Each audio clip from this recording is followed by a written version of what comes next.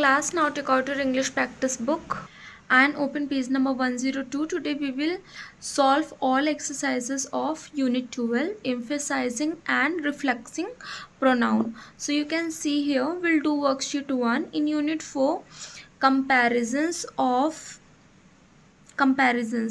Of this book you read about the explorer Bernard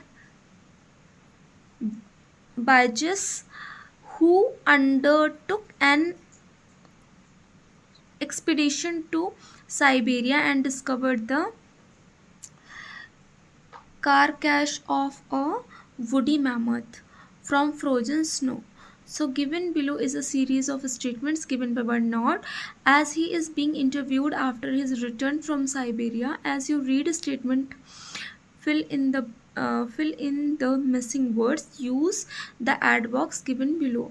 So first of all we'll do this exercise, okay? Then after I will make you understand about the emphasizing and reflexing pronoun, okay? So you can see here this is a solved exercise, okay? And these are the answers. You have a help box also. Then after come on this. Now we'll read here all of the words that you have filled in are pronouns ending with self or selves. They are either emphasizing pronoun or reflexing pronoun. In sentences first, second, third and fifth we have used emphasizing pronouns, while in sentence 4 in the pronoun itself is a reflexing pronoun. Emphasizing pronoun and reflexing pronoun have the same form. The following pronouns can be used either as emphasizing pronoun or as reflexing pronoun. So first of all, what are emphasizing and reflexing pronoun? पहले तो आप मुझे ये बताइए कि आपको pronouns के बारे में पता है? Yes. So प्रोनाउंस उन वर्ड्स को बोलते हैं जिन्हें हम नाउन के प्लेस पे यूज़ करते हैं, है ना? जो भी पूरी दुनिया में जिनके भी नेम्स होते हैं उनकी जगह पे जिनको भी हम यूज़ करते हैं उनको प्रोनाउन कहते हैं. जैसे कि him, he, she, it, they, him, his, her, it, them, my, our, these are pronouns. ठीक है. और emphasizing और reflexing pronoun क्या होता है कि अगर आप उन्हीं में सेल्फ्स का यूज़ करते हैं तो उनको आप क्या बोलते हैं? emphasizing और reflexing pronoun. अंडरस्टैंड? अगर आप प्रोनाउंस में ही सेल्फ या सेल्फ्स ऐड कर देंगे तो वो क्या बन जाएगा? emphasizing and reflexing pronoun. I hope इतना आपको क्लियर होगा. ठीक है. अब देखिए ये जो हमने एक्सरसाइज सॉल्व की है इसमें first, second, third and fifth ये कौन से प्रोनाउन है? ये आपके emphasizing प्रोनाउन है. और जो आपका फोर्थ वन है ये आपका कौन सा प्रोनाउन है? ये प्रोनाउन है आपका रिफ्लेक्सिंग प्रोनाउन. ठीक है. अब इसमें देखिए क्या बताया गया है. इसमें ये बताया गया है कि emphasizing and reflexing pronoun same ही होते हैं लेकिन इनका यूज़ बस हम अलग अलग तरह से करते हैं. और कैसे करते हैं ये मैं अभी आपको बताऊँगी. ठीक है. नाउ यहाँ पर देखिए क्या है.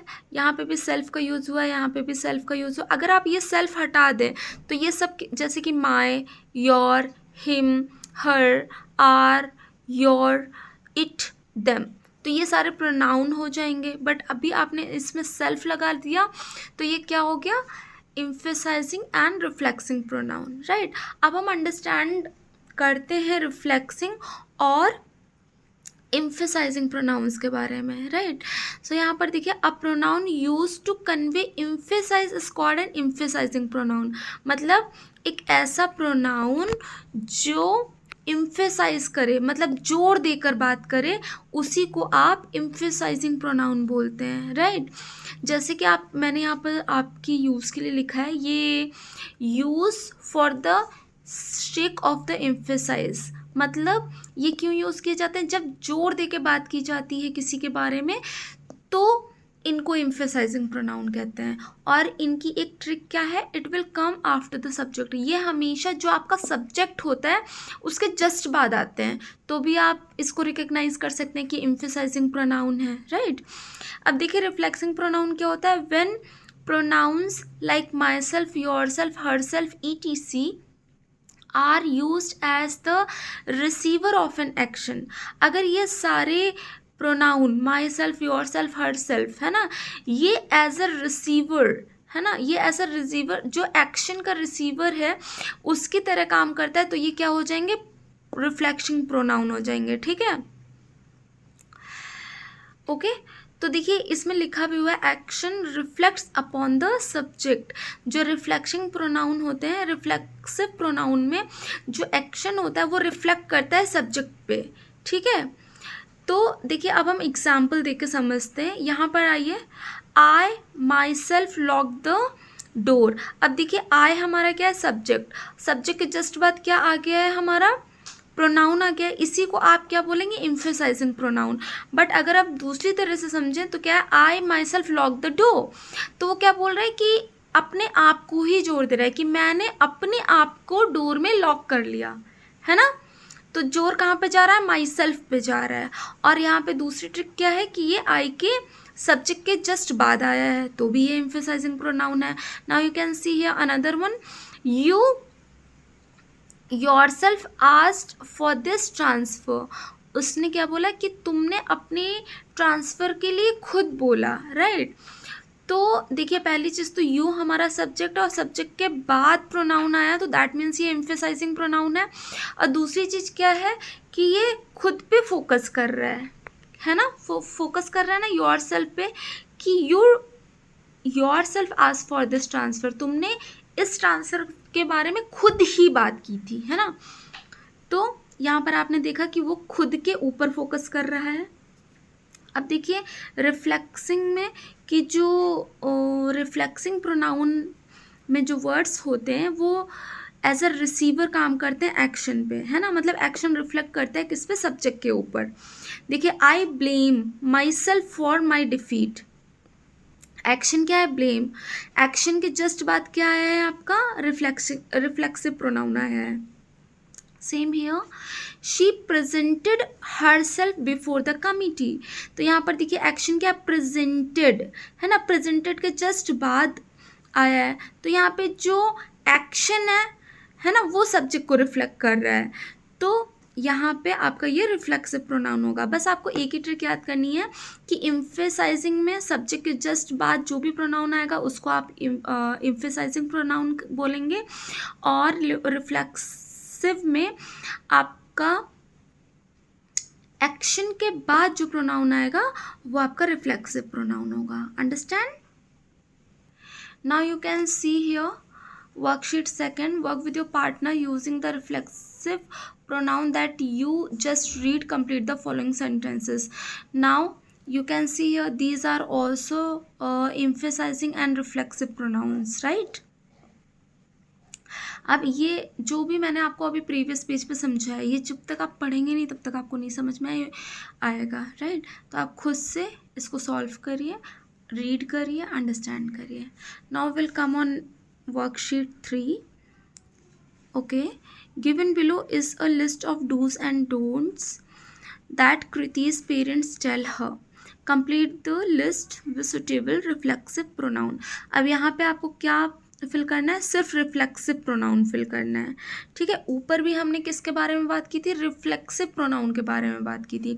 और रिफ्लेक्सिव प्रोनाउन को आप कैसे फाइंड आउट करेंगे कि एक्शन के बाद जो भी प्रोनाउन दिया होगा जिसमें सेल्फ लगेगा वो आपका रिफ्लेक्सिव प्रोनाउन होगा, ठीक है। यहाँ पे कृति के पेरेंट हैं, वो उसको डूज और डोंट्स के बारे में बताते हैं कि उसको क्या करना चाहिए और क्या नहीं करना चाहिए, तो आपको रिफ्लेक्सिव प्रोनाउंस के बारे में ये फिल करना है। Understand? Now will come on next exercise, worksheet 4. Work with your partner fill in the blanks with suitable emphasising pronoun.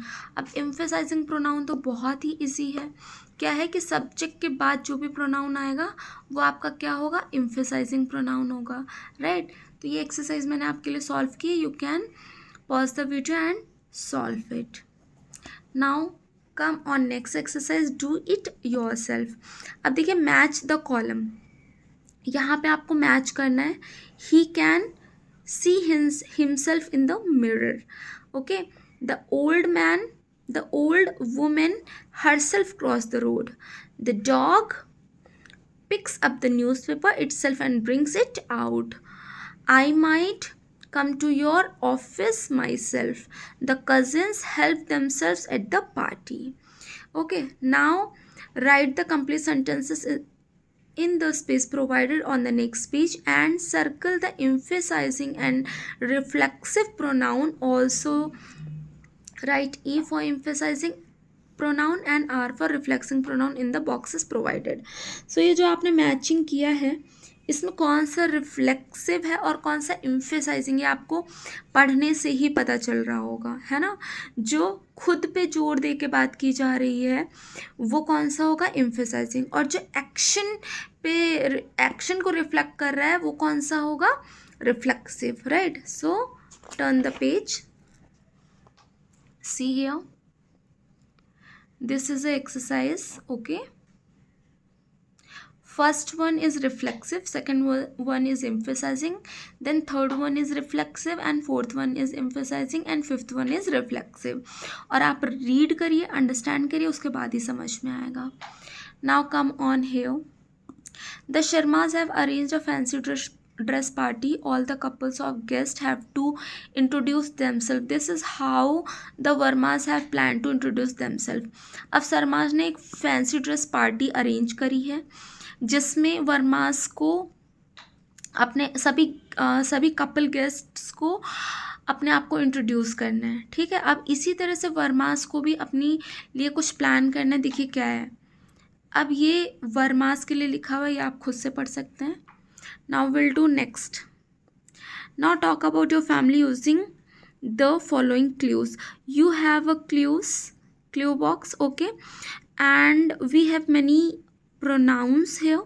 We have any emphasizing and reflexive pronouns here. ठीक है. ये pronouns आपको अपनी family के लिए use करना है. So I used for my family. You can write the same and you can change it also as per your family. Okay, thank you. Bye bye.